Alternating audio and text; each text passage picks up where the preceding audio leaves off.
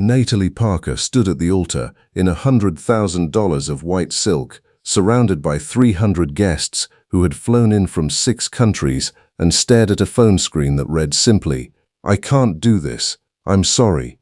The string quartet kept playing for 4 more seconds before someone noticed her face and the bow arms froze mid-stroke. Her mother's cousin, a woman named Deborah who had never liked her, laughed first, a short, ugly bark she tried to swallow, and the sound spread through the pews like a struck match. Someone murmured that she should have known that a girl like her was always going to be left standing somewhere.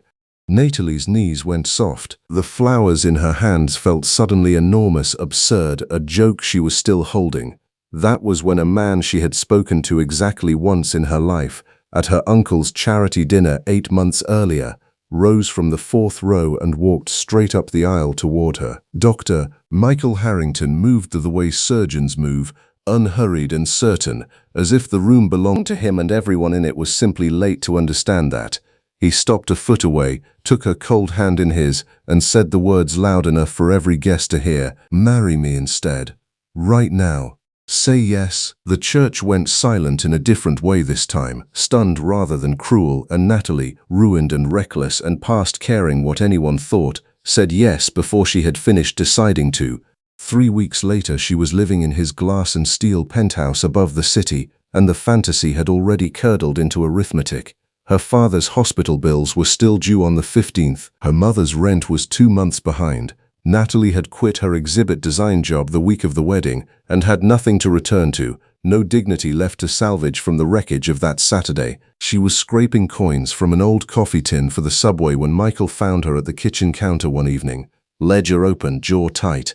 He set a folder in front of her. Inside was a contract, drawn up in language so clinical it felt like it belonged to someone else's life.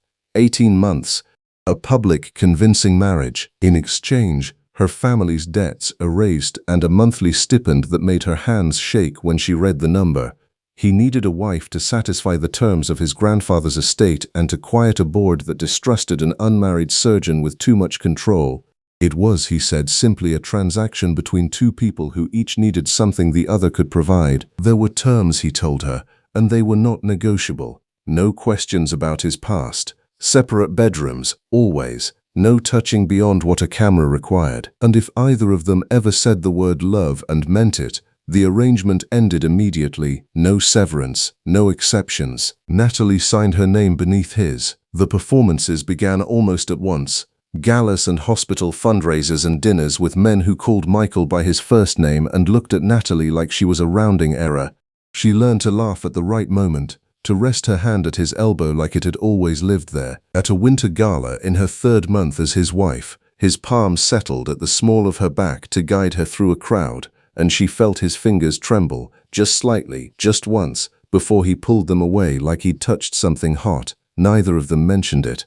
She thought about it for 3 days. Then came the night of the hospital anniversary dinner, when a donor cornered her by the bar and asked, almost kindly, why a man like Michael would marry a woman with no name and no money. Before she could answer, Michael appeared at her shoulder, and instead of the cool deflection she expected, he brushed a strand of hair from her face, his thumb grazing her cheekbone, and said quietly that he'd never met anyone who made a room feel less like a performance.